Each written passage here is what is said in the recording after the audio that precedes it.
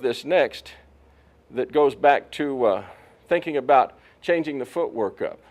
So we're going to take the normal Tenkan action, but rather than step same hand and foot with it, I'm going to be stepping with the back leg this time.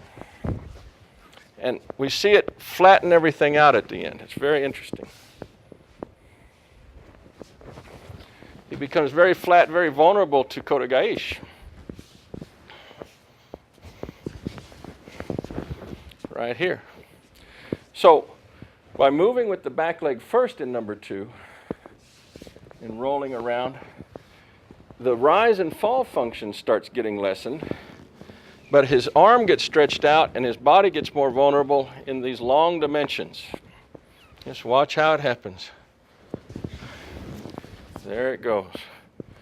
I'm trying to step with the back leg, do my number 2 release, and see his body turn around and get very flat for me. There we go. Yes, right there. And it's a very easy pick-off. This is just one particular ending that you could do here. The Kodagaishi is not a necessity here. It's just an example.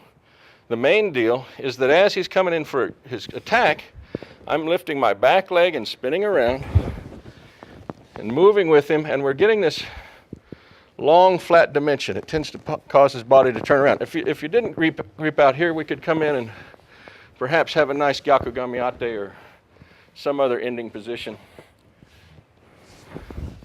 You could have something like this, for instance. It'd be very nice to add in here.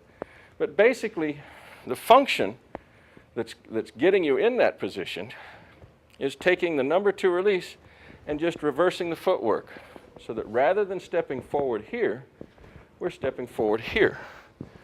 Now, anytime we do this, anytime we take this opposite hand and foot approach, there is a vulnerability we should be aware of. Because if you're getting attacked by someone who happens to be employing body drop directly on your grip, this can get you in trouble. If he's falling in here with a great power, like he's just going to dive into my wrist, then this picking up this foot doesn't help me out at all. It's kind of a scary option.